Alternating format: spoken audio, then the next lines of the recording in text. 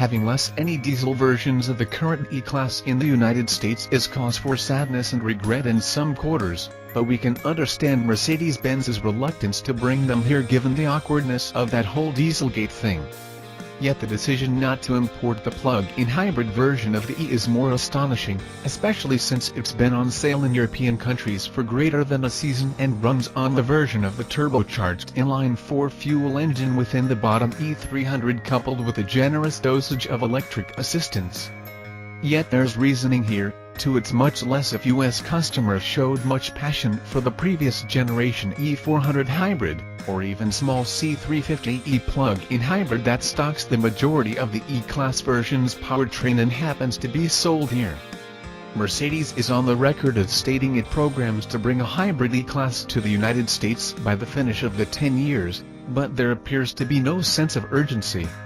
Having harvested bored of the wait around, we sourced a representative example in Britain to measure how resentful we have to experience being denied it. The E350e's powertrain combines the efforts of a 208 horsepower turbocharged inline-four with an 87 horsepower electric engine situated between the engine and the 9-speed automatic gearbox. The E350e uses the older 7-speed unit. This is fed electrons flowing from a 6.2 kWh battery pack mounted beneath the trunk floor, giving a claimed total system output of 282 horsepower.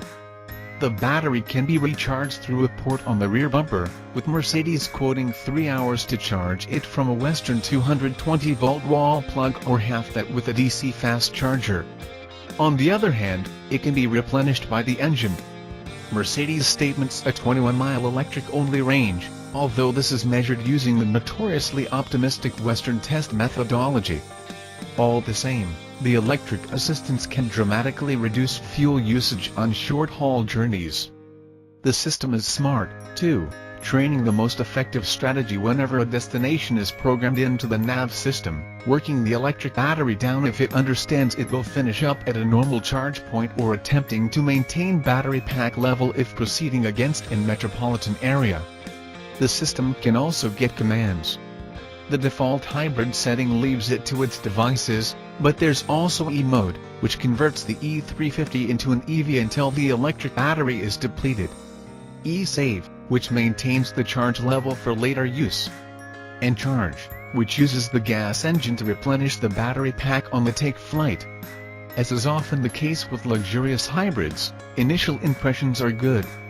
In the mild speeds we first experienced in the E350e, the electric engine proves to be clean and almost silent, pulling seamlessly and in hybrid mode permitting respectable pace before the gas engine fires to life.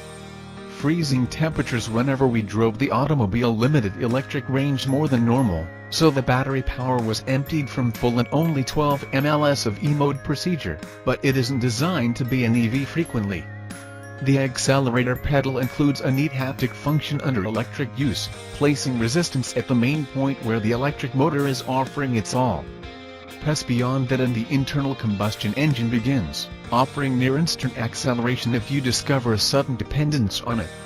Under acceleration the two sides of the powertrain work together almost flawlessly, but stopping is slightly less composed as at lower speeds the regenerative braking gives way to the mechanical brakes at a quicker rate than the system blends in old-fashioned friction braking.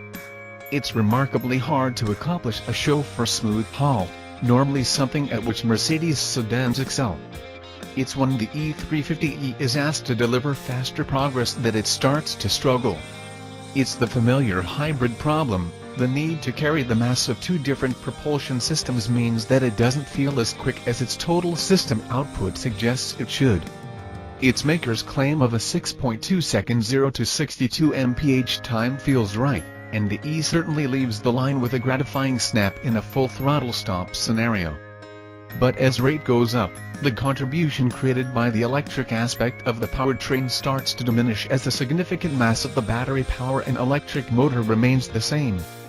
Once at an instant highway pace or an United Kingdom simulation thereof it subjectively feels no faster than will the E300. The four-cylinder engine also gets quite vocal under harder use. It doesn't feel as quick or enhanced as a Mercedes putting on a 350 badge should. The weight of the battery pack also makes its presence felt on rougher surface types and harder use.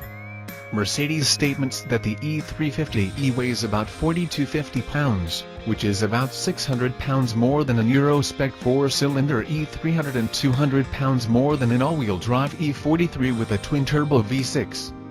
Despite its standard adaptive air spring suspension, the E350e always rides as if it is wearing substantially heavier boots, being less prepared to turn than its lighter siblings and with understeer arriving remarkably early while hybriding our way around on greasy British road surfaces.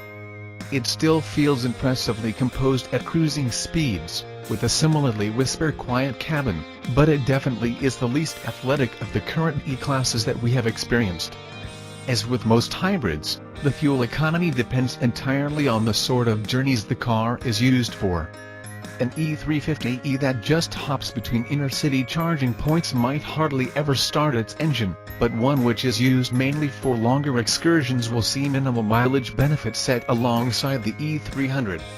We didn't run an effective fuel economy test, however the trip computer reported the US exact carbon copy of 37 mpg and after a 30-mile trip that also included using the whole electric battery charge.